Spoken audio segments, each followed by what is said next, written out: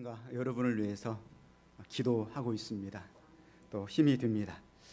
지금까지 마태복음 강해를 통하여서 예수님께서 12제자를 파송하시면서 뱀처럼 지혜롭고 비둘기처럼 순결하라, 순결과 지혜가 있어야 된다, 이렇게 말씀을 하셨습니다. 그리고 사람들을 두려워하지 말아라 말씀하시고요. 그 다음에 신앙으로 인해서 가정에 불화가 올 수가 있다. 내가 평화를 주러 온 것이 아니라 검을 주러 왔노라.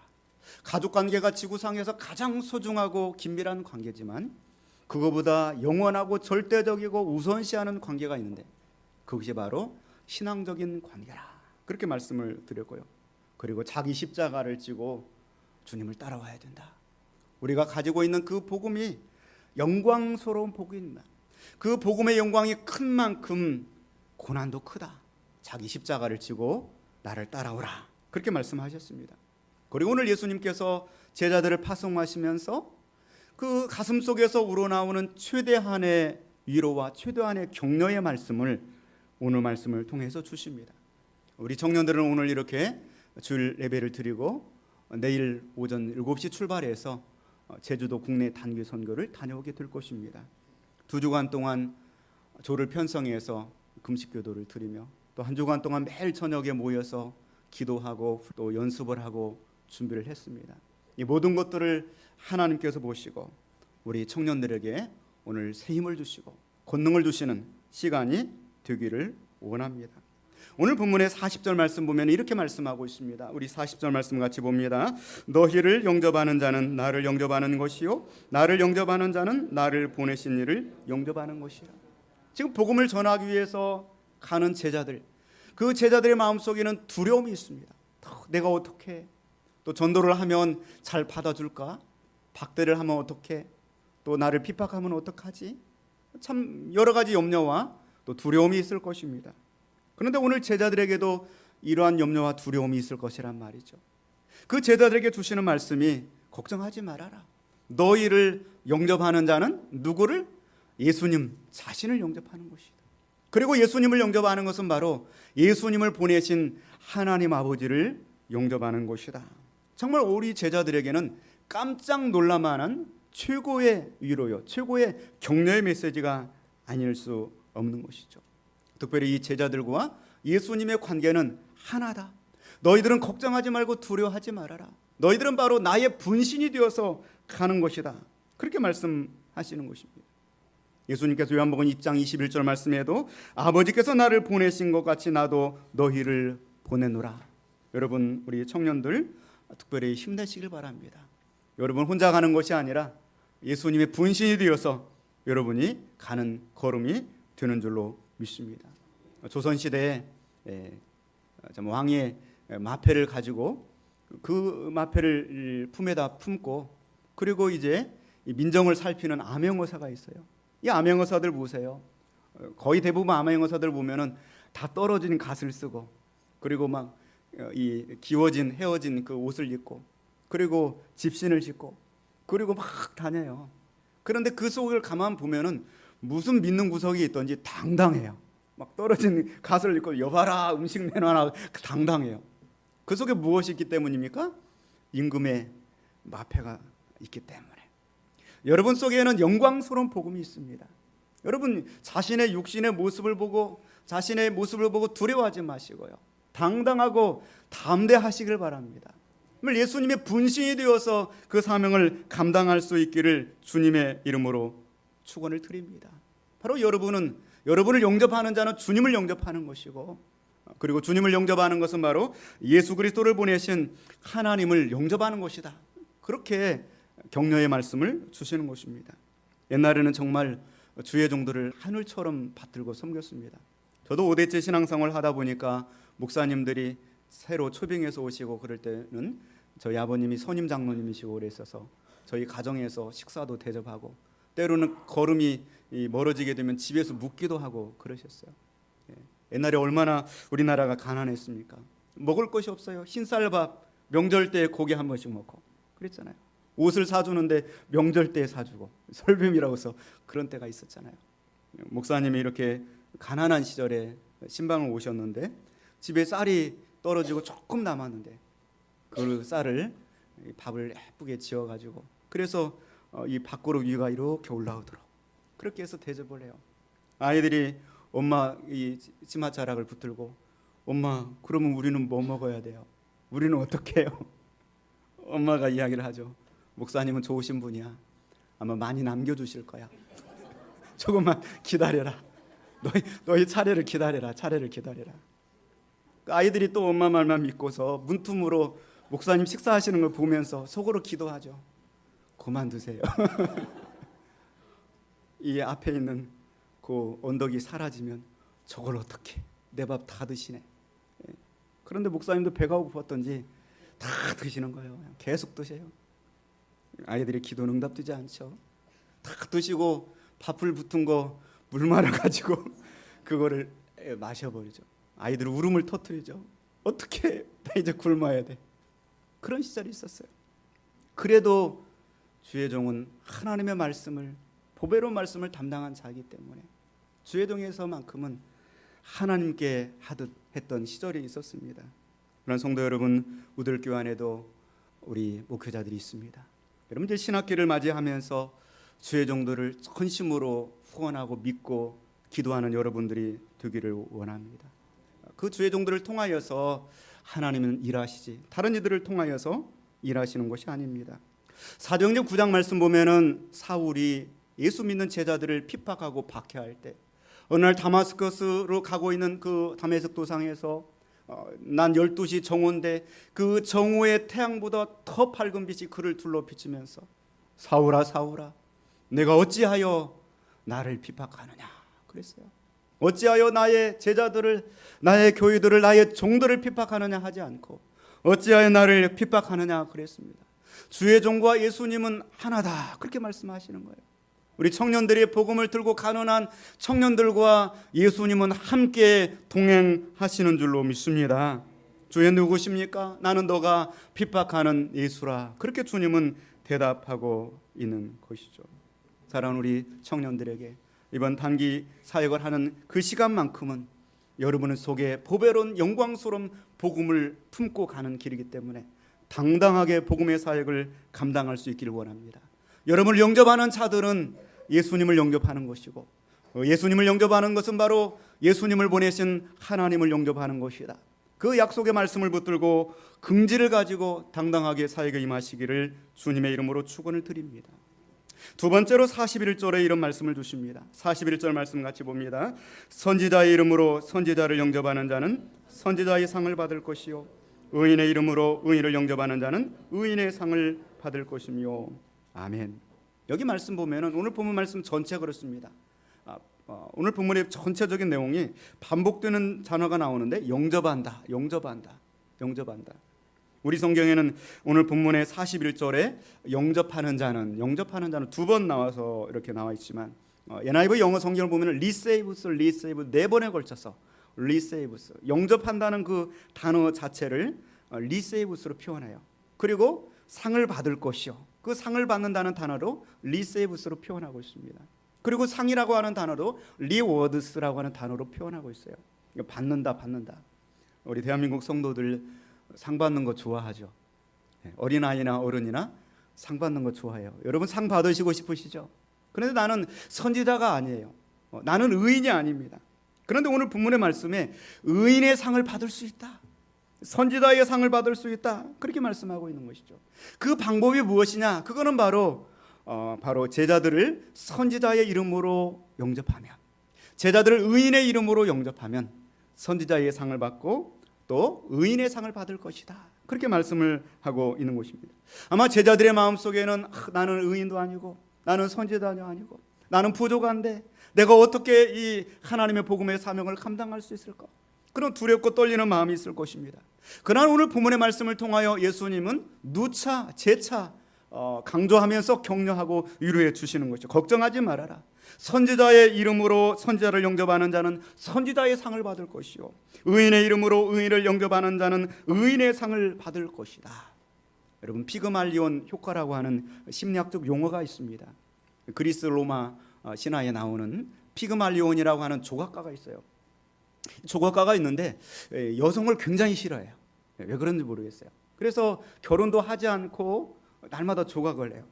그런데 어느 날 이제 이 여성의 상을 주문이 들어오죠. 여성의 상을 조각하는데 혼신의 힘을 기울여서 아름답게 조각을 해놔요. 자기가 물론 조각을 해서 그러겠지만 조각을 해놓고 보니까 너무 아름다운 거예요.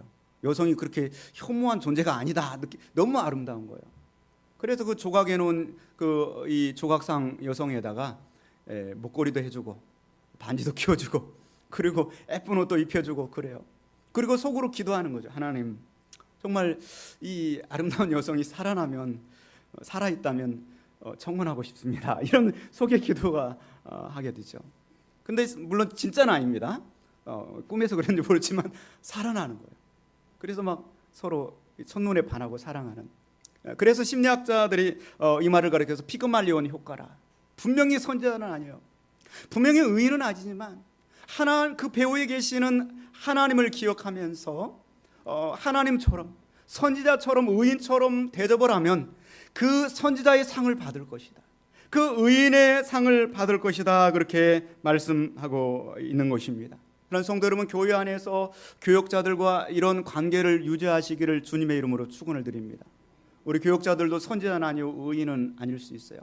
그러나 그 교역자들을 통하여 일하시는 하나님을 바라보면서 선지자처럼 의인처럼 대우하면 선지자의 상을 받고 의인의 상을 받게 될 줄로 믿습니다. 그런 것이죠. 우리는 누구나 다 선교사가 될 수는 없어요. 그러면서 선교사님들은 큰 상을 받을 텐데 참 부럽다. 절대 그렇지 않습니다. 여러분이 배후에서 선교사님들을 위해서 기도하고 협력하고 후원하며 나아갈 때 선교사의 상을 선교사님과 동일하게 여러분이 받게 될 줄로 믿습니다. 그 말씀을 하시는 거예요. 근데 선교의 아버님 윌리엄 캐리라고 하는 분은 그런 얘기를 했습니다. 나는 갱도로 내려갈 테니 당신들은 이곳에서 로프를 붙드세요. 그랬어요. 어쩌면 선교사님들은 갱도로 가서 석탄을 캐는 그런 어려운 일을 하고 있습니다.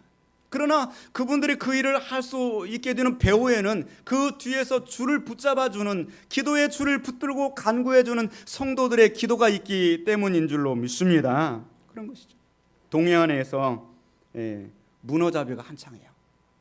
문어를 잡으러 들어가는데 막 이따만한 헬멧을 쓰고 그리고 바닷속으로 풍덩 들어가서 20m 바다 속에서 문어를 잡아 올려요. 그런데 그가 들어갈 때 그냥 들어가지 않고 로프를 매달고 들어가는 거예요. 여러분, 무엇이 더 소중합니까? 그 로프가 없으면 그 사람이 그 속에서 문어를 잡을 수가 있나요? 절대로 없는 거예요. 위에서 그의 생명줄을 붙들고서 잘 봐주는 사람이 있기 때문에 믿고 내려가서 문어를 잡을 수 있는 것이죠. 우리 청년들이 이번에 단기 선교를 갑니다. 배후에서 우리가 기도해 줄 때 청년들이 느끼는 감격과 영광과 그 상을 우리들이 함께 받게 될 줄로 믿습니다. 선지자의 상, 의인의 상, 선교사의 상, 목회자의 상을 내가 받는 방법은 바로 그들을 하나님의 주신 말씀을 붙들고 섬기는 것이죠. 나중에 이 사람이 커다란 문어를 여러 마리 잡아왔으면 이거 내가 잡았으니까 내 거 그러지 않아요. 나눠가지고 함께 그 영광을 누리는 거예요. 선교사님의 상을 함께 누리게 될 줄로 믿습니다. 그러므로 주의 종과 함께 할 때요, 주의 종이 받는 상을 함께 받게 될 것이다. 이렇게 말씀을 주고 있는 것입니다. 열왕기상 17장 말씀에 보면은 재미있는 말씀이 있습니다. 3년 6개월 동안 엘리야가 간절히 기도했더니 하늘문이 닫혀버리고요, 비가 내리지 않아요. 그러니까 비가 내리지 않으니까 자기가 기도했지만 자기도 어려움을 겪어요. 비가 내리지 않으니까. 그래 어떻게든 주의 종을 먹여 살려야 되잖아요. 하나님께서는 엘리야에게 저 시돈 땅으로 가라. 거기에 과부를 통하여서 너를 공개하게 하였느니라. 이렇게 말씀하셨어요. 엘리야가 속으로 생각할 때, 정말 부잣집에 가서 내가 이 마음껏 먹고 마실 수 있는 환경을 조성해 주시려나 보다. 그리고 순종해서 시돈 땅으로 북쪽으로 올라가게 돼요. 하나님 말씀하신 그 집에 가보니까 정말 찢어지게 가난한 집인 거예요. 어떤 과부 하나가 나와가지고 나뭇가지를 줍고 있는 거죠. 너무 목이 마르니까 내 좀 물을 줘라. 너무나 목이 마르다. 물을 줘서 마시게 합니다. 물을 먹고 나니까 배가 고파요. 좀 먹을 것을 없느냐, 좀 먹을 것을 내오너라, 이렇게 말씀하죠. 그때 그 여자가 사렙도 과부가 이야기해요. 나는 하나님의 살아계심을 두고 맹세하노니 내게는 떡이 없습니다. 다만 통에 가루 한 움큼과 병에 기름 조금뿐입니다. 내가 이 나뭇가지 둘을 주워다가 나와 내 아들을 위하여 음식을 만들어 먹고 그 후에는 죽으려고 합니다. 이렇게 말을 하는 거죠. 저 같으면 그 상황을 보면은 하나님 잘못 골랐네요. 그리고 그냥 나와가지고 좀 기와집이나 이런 거 찾을 거예요. 그런데요, 엘리야는 그렇게 하지 않아요. 내 입에 먼저 그거 만들어서 내 입에 먼저 먹게 해라. 얼마나 참 냉혹합니까? 얼마나 이기적이에요. 나 먼저 먹게 하라, 그렇게 말을 해요. 그런데 그 말씀을 사렙도가 보는 순종하는 거예요. 그 마지막 자기와 자기 아들 그 해먹고 죽으려고 했던 그거를 정성껏 해가지고 먼저 주의 종에게 먹게 하는 거예요. 그랬더니 어떤 역사가 일어납니까? 엘리야가 말을 하죠. 이제부터는 가뭄이 끝나고 하늘에서 단비가 내릴 때까지 이 가정에 통에 가루가 마르지 아니하고 그리고 기름통에 기름이 떨어지지 아니하리라. 할렐루야. 열왕기상 17장 15절 16절 말씀 보니까 그가 가서 엘리야의 말대로 하였더니 그와 엘리야와 그의 식구가 여러 날 먹었으나 여호와께서 엘리야를 통하여 하신 말씀같이 통에 가루가 떨어지지 아니하고 병에 기름이 없어지지 아니하니라. 할렐루야. 이게 믿음인 거예요. 이게 믿음. 비록 선지자는 아니어도, 비록 의인은 아니어도 주의 종을 또 우리 목회자들을 정말 하나님의 그 영광스러운 그 하나님의 복음을 맡은 자로 바라보고 그리고 선지자처럼 의인처럼 대우를 할 때 선지자의 상을 받을 것이다, 의인의 상을 받을 것이다, 선교사의 상을 받을 것이다, 전도자의 상을 받을 것이다, 약속해 주는 거예요. 우리 청년들이 힘을 내시길 바라고요. 우리 교우들은 이러한 이 자세를 가지고 하나님을 바라보는 그 믿음을 가지고 주의 종들과의 관계를 해나갈 수 있기를 주님의 이름으로 축원을 드립니다. 세 번째 42절에 이렇게 말씀하고 있습니다. 42절 말씀 같이 보겠습니다. 또 누구든지 제자의 이름으로 이 작은 자 중에 하나에게 냉수 한 그릇이라도 주는 자는 내가 진실로 너에게 이르노니 그 사람이 결탄코 상을 잃지 아니하리라 하시니라. 아멘. 또 재차 강조하고 있어요. 뭐라고 말씀하고 있습니까? 누구든지 제자의 이름으로 이 작은 자 중에, 이 작은 자는 누굽니까? 바로 이 예수님의 제자들이에요. 어쩌면 작은 교회를 목회하는 목회자들일 수도 있어요. 이 작은 자 하나에게 정말 성도가 몇 안 되지 않을 수도 있어요. 그렇잖아요. 제주기독교 우리 정성남 목사님 16년 전에 그 제주도에 가셔서 정말 그곳에서 눈물 흘리고 땀 흘리고요, 검은 머리가 파뿌리처럼 하얘졌어요. 그렇잖아요. 성도들 10여 명밖에 되지 않아요.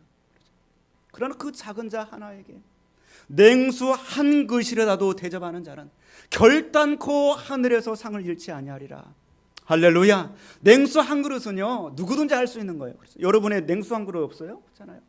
누구든지 할 수 있는 그 보잘것없고 합찮은 것이지만 그것이라도 믿음으로 주의 종을 바라보고 대접하는 자는 결단코 하늘에서 상을 잃지 않으리라. 정말 예수님께서 이처럼 제자들을 아끼세요. 이처럼 주의 종들을 아끼시고요, 사랑하신다고 말씀하고 있습니다. 이 팔레스타인 땅은 얼마나 더운지 몰라요. 그곳에서 복음을 전하기 위해서 사막을 건너고 이 동네 저 동네를 옮겨다니면서 복음을 전하다 보면 막 땀으로 탈진하고, 그들에게 가장 정말 반갑고 필요한 것은 시원한 물 한 그릇, 냉수 한 그릇이에요. 얼마나 그들에게 감사하고 기억에 남겠습니까? 그 기억에 남는 그의 봉사를, 그 섬김을 예수 그리스도께서 기억하시고 결단코 상을 잃지 아니하리라고 말씀을 하고 있는 것입니다. 정말 작고 하찮은 것이지만 예수님은 언제나 작은 것들을 주목하세요. 예수님 우리가 하찮게 여기는 것들을 주목했어요. 한 마리 어린 양 하나, 그렇잖아요. 한 알의 밀알이 땅에 떨어지면, 그렇잖아요. 가난한 과부의 두 렙돈, 500원짜리 동전 2개예요. 1,000원짜리 한 장.